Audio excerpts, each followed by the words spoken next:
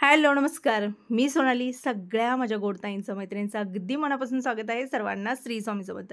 कशा आहात सगळ्या जणी? कालच्या व्हिडिओला दिलेल्या भरभरून प्रेमासाठी तुमचे अगदी मनापासून हृदयातून आभारी आहे. ही जी भाजी होती ना, ती तुमचे दादा येता येता म्हणले चला भाजी संपलेली आहे. तसं तर गेल्या बुधवारी काही एवढी खास भरलेली नव्हती म्हणून आणायला गेलेले होते. एक शेतकरी होते, त्या म्हणजे सगळं संपत आलेलं होतं. ते म्हणले की दादा एवढं घ्या, एवढं घ्या.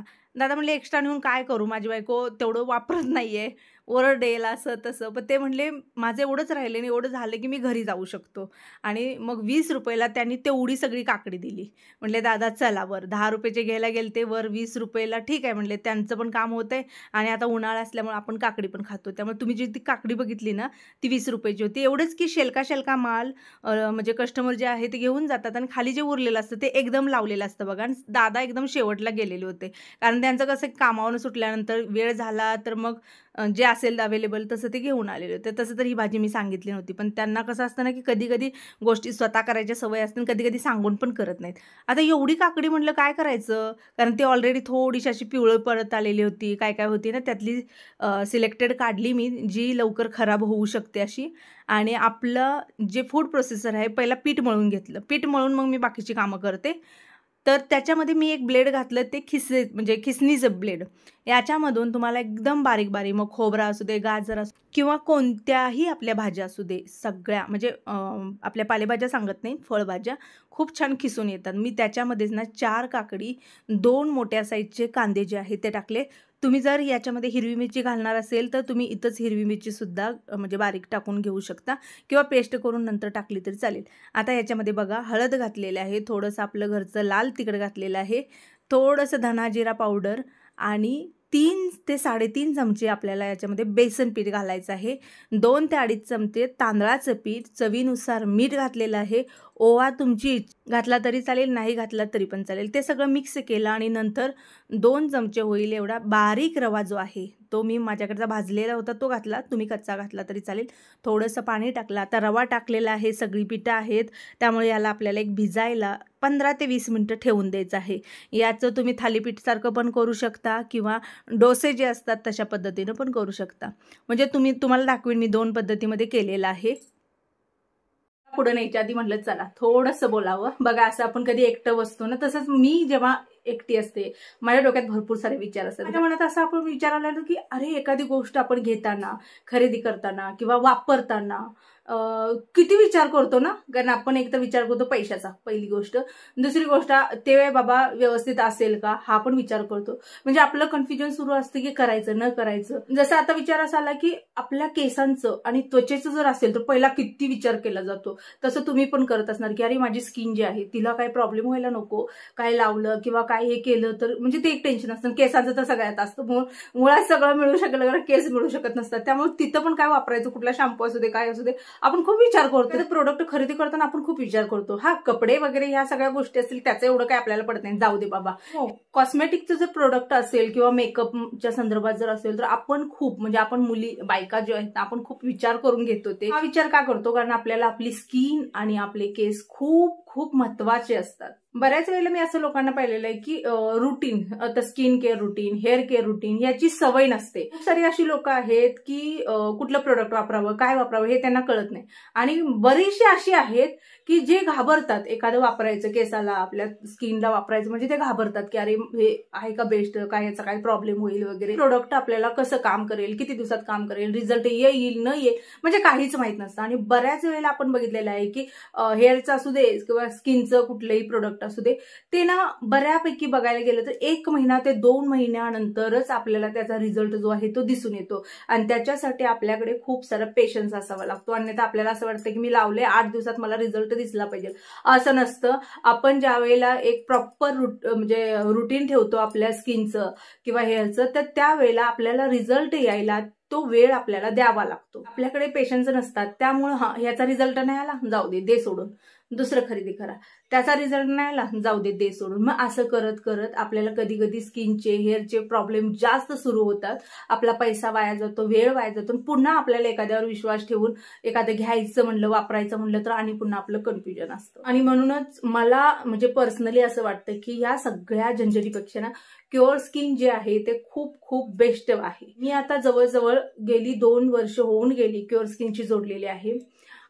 बऱ्यापैकी मी तुम्ही जसं बघितलं माझा बिफोर आणि आफ्टर मध्ये जो काही रिझल्ट आला किंवा मी काय जे अनुभवलं 2 वर्ष कंटिन्युअली त्यांच्यासोबत राहणं हे काही चेष्टा नाहीये. तर त्यामध्ये ना मला खूप गोष्टी जाणवल्या की याच्यामध्ये ना बऱ्यापैकी आपल्याला फ्रीमध्ये गोष्टी मिळतात. म्हणजे बघा, ऍप डाउनलोड करायला पैसे नाही आहेत, सर्टिफाईड डॉक्टरांची टीम असते, त्या डॉक्टरांच्या टीमला जर आपल्याला फोटो द्यायचे असेल तर त्याला कुठले पैसे नाही आहेत, कारण आपला प्रॉब्लेम दाखवायचा असेल तर आपल्या केसांचे आपल्या स्किनचे फोटो द्यावे लागतात, तर त्याच्यासाठी सुद्धा कुठले पैसे पे करावे लागत नाहीयेत. दिल्यानंतर जे काही प्रॉब्लेम्स असतात ते डॉक्टर तुमच्याशी चॅटिंग करतात, तिथल्या तिथं काय प्रॉब्लेम आहे काय नाही, मग तुम्ही त्यांना बोलू शकता, ते तुम्हाला बोलतात, सांगतात.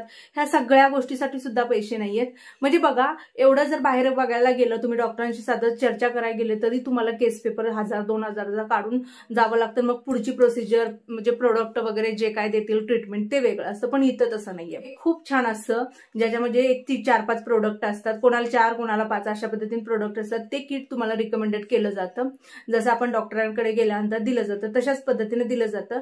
त्याचे फक्त आपल्याला पैसे पे करायचे आहेत, पण कुठलेही पैसे पे करायचे नाहीयेत. सोबत तुम्हाला कस्टमाइज केलेला डाएट प्लॅन सुद्धा दिला जातो. बघा, आता काय खाणं गरजेचं आहे, तुमच्या शरीराला काय गरज आहे वगैरे, ह्या गोष्टी एवढ्यावरच थांबत नाहीये. तर तुम्ही जेव्हा त्यांच्याशी जोडता, ते प्रोडक्ट घेऊन तुम्ही वापरायला चालू करता, तर तुम्हाला महिन्याला समोरून कॉल केले जातात. या तारखेला आपल्याला अपॉइंटमेंट आहे, आपल्याला बोलायचं आहे. समोरून त्यांचा कॉल येतो, तुम्हाला फक्त रिसिव्ह करून बोलायचं आहे. तुमचे काहीही प्रॉब्लेम असू दे, पुढ्या सगळ्या गोष्टी जर क्युअर स्किन सोबत जोडल्यानंतर मिळत असतील तर कुठे बाहेर जायची गरज काय, कुठे केस पेपर काढा, रांगेत उभा राहावा आणि आपला वेळ वाया घालवा. स्किन ऍपची लिंक जी आहे ती मी डिस्क्रिप्शन बॉक्समध्ये दिलेली आहे. सोबत तुम्ही जिथं कमेंट करता त्या कमेंट बॉक्समध्ये सुद्धा पिन केलेले आहे. तुम्ही दोन्हीकडून जी काय आहे ती डाउनलोड करू शकता. सोबतच सांगेन मी, माझा जर कुपन कोड वापरला PRANJL प्रांजल 100, हा जर माझा कुपन कोड वापरला तर तुम्हाला 100 रुपयाची सूट सुद्धा मिळेल. काळा वाटाणा भिजत घालून त्याला छान मोड आणून ठेवलेले होते. कधी कधी भाजीला आपल्याला उपयोगाला येतं. आता त्याच्यासाठीच कांदा, टोमॅटो, थोडंसं लसूण, आल्याचा एखादा तुकडा आणि कोथिंबीर याची मी पेस्ट बनवून घेणार आहे. कारण वाटाण्याला बरेच जण खोबरं वापरतात किंवा बरेचसे मसाले, खडे मसाले वगैरे खूप बनवलं जातं, पण रेग्युलर स्वयंपाकाला शक्यतो साध्या सिंपल फोडण्या बेस्ट वाटतात. माझ्या आधी खूप वापर होत होता मसाल्यांचा वगैरे, खूप हेवी होत होतं. जसे ज्यांनी माझे त्या घरातले व्हिडिओ म्हणजे ऐकलेले आहेत, बघितले आहेत, त्यांना माहिती होतं. त्यांच्याच कमेंट यायचं की अगं ताई नको एवढ्या रेसिपी करू, कारण तुला ते त्रासदायक होणार आहे, सोबत हेल्थला प्रॉब्लेम होणार आहे. तेव्हापासून मी रेसिपी खूप कमी ठेवलेल्या आहेत. जर पाहायचे असेल तर जुन्या माझ्या रेसिपी बघू शकता. आता बघा, 2 पद्धतीनं मी आपल्या तव्यावर, आपला डोस्याचा तवा जो असतो किंवा नॉर्मली ज्या तव्याला तुमच्या चिटकत नाही ना, हलकंसं तेल टाकायचं. अशा पद्धतीनं सुरुवातीला मी जसं बघितलं थोडंसं घट्ट केलेलं होतं चमच्यानं, तसं करू शकता. नसेल तर छोटे छोटे छोटे जे आहेत ना, तुम्ही गोल गोल करून करू शकता. नसेल तर जसं आपण आंबोळी, इडली वगैरे जसं करतो पसरवून, तसं करू शकता. आता बघा, तुम्ही खीस किती मोठा ठेवला आहे, किती छोटा आहे त्याच्यावर पण डिपेंड आहे. कारण ते थोडंसं जाड होणार, थोडीच आपल्या तांदळाच्या पिठासारखं होणार, पण एक नंबर चवीला लागतात. पहिली गोष्ट तुम्हाला सांगेन की काकडी खाऊन बघा. कधी कधी काकड्या किडक्या असतात, अन्यथा एकामुळं तुमचं सगळं बॅटर किडकं होईल.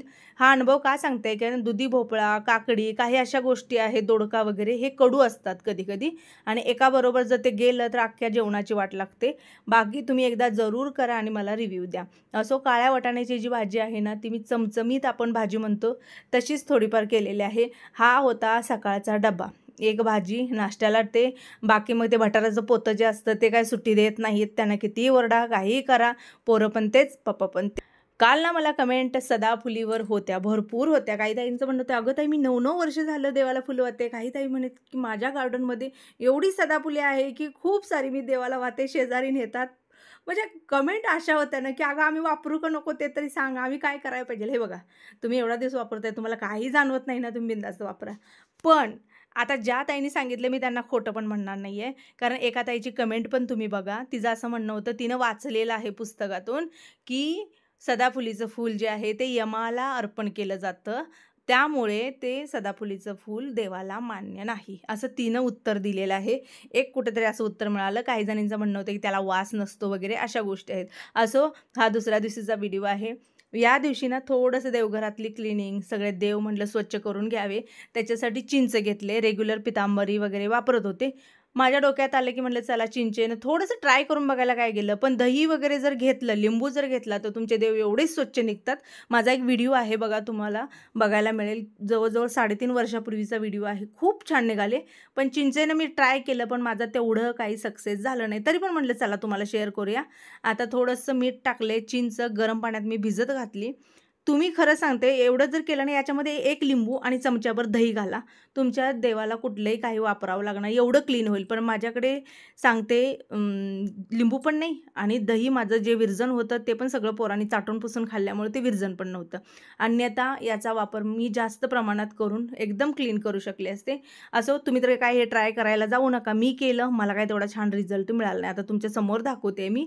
डाग वगैरे जे काय असतात ना तेवढे क्लिअर होत नाहीत. मग मी काय केलं, नंतर थोडंसं लावलं. हे बघा, कुठल्यानं कसं क्लीन करायचं काय हे मला माहीत आहे. फक्त मी थोडंसं ट्राय करत गेले. उगीचच म्हणणार नाही की हां, ह्या गोष्टीनं खूप छान क्लीन झालं, तुम्ही पण करा, नाही म्हणणार. नंतर मी थोडंसं बेसन, बेकिंग पावडर आणि आपलं मीठ घेतलं. त्यानं पण बघितलं एवढं नाही छान झालं. दही आणि लिंबू जेवढा इफेक्ट करतो तेवढं पॉवरफुल चिंच करत नाही, असा माझा तरी अनुभव आहे. आणि हा काय राडा तुम्ही घालायला जाऊ नका. फक्त जे खरं होतं की बाबा नाही होत तर नाही होत तेवढं क्लीन. कारण जसं आपण इतर गोष्टीनं करतो क्लीन, त्याच्यामध्ये जी चकाकी दिसते ना, जसं दही म्हणा, लिंबू म्हणा, तशी मला इथं दिसली नाही. बाकी आता तुम्हाला कसं दिसलं, काय दिसलं, मी माझा प्रामाणिक रिव्ह्यू जो आहे तो तुम्हाला दिला. अन्यथा माझं बघून कोणता राडा घालेल आणि ते डोक्याला ताप होईल. आता म्हटलं गुरुवार, शुक्रवार हे 2 दिवस तर आपली पूजा, पाठ वगैरे सगळ्या गोष्टी असतात. म्हणून म्हटलं पहिला एक काम करूया आपण. आज देवाची वस्त्र, पुन्हा स्वामींचे हार म्हणा, खालच्या देवांचे सगळे छोटे-मोठे जेवढे हार होते ना, ते सगळे मी काढले. सगळे वस्त्र, फेटे वगैरे सगळे एका जागी केले. आणि हे जे कुकरचं भांडं आहे ना, याच्यामध्ये काही असे दिवे असतात बघा. 8 दिवसाला हे दिवे ना अशा पद्धतीने क्लीन करावे लागतात. कारण माझे दिवे सकाळ, संध्याकाळ लागतात. असं नाही की बघा आज लावले आणि पुन्हा 4 दिवसांनी लावले. त्यामुळे माझे दिवे लवकर खराब होतात. आता उरलेली चिंच वगैरे जी होती ती यामध्ये टाकली. ह्या पद्धतीनं मात्र खूप छान चोपाट वगैरे असेल ते स्वच्छ होतं. तर मी तुम्हाला कायम सांगत आले की अजिबात चोपाटाला एनर्जी लावू नका. चिंच, थोडंसं मीठ आणि डिटर्जंट, ते पण आपलं लिक्विड कुठलं भांड्यांचं, एवढं जर टाकून कुकरला एक 2-3 शिट्ट्या दिल्या. निरमा टाकायचा नाही, फेस भरपूर होतो. बरं, काल कमेंट जी हायलाईट झाली होती तिच्याबद्दल बोलेन. माझी रेग्युलर ताई आहे ती आणि ती कायम तोंडावर बोलते आणि तिला पाहिजे ते प्रश्न ती विचारते, कारण तिला माहीत आहे की मी योग्य विचारते, ताई मला उत्तरं देते. तर असो, त्याला लाईक एवढ्या ना 100च्या पुढं लाईक, त्याच्याखाली कमेंट भरपूर साऱ्या आल्या. तर ती कमेंट जी आहे ती तुम्ही कालच्या व्हिडिओमध्ये बघा.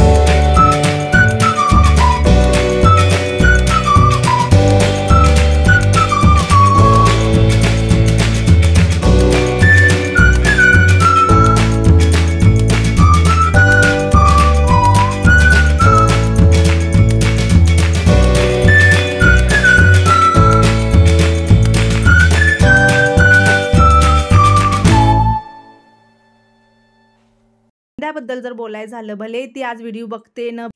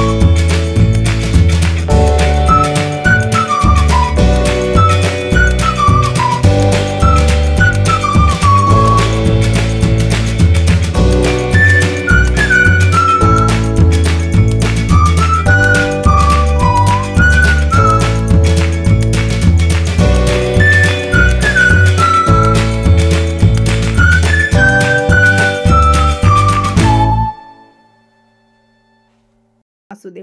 असो, मी या व्हिडिओचा इथंच एंड करते. मनापासून तुमचे आभारी. आवडला तर लाईक करा. श्री स्वामी समर्थ.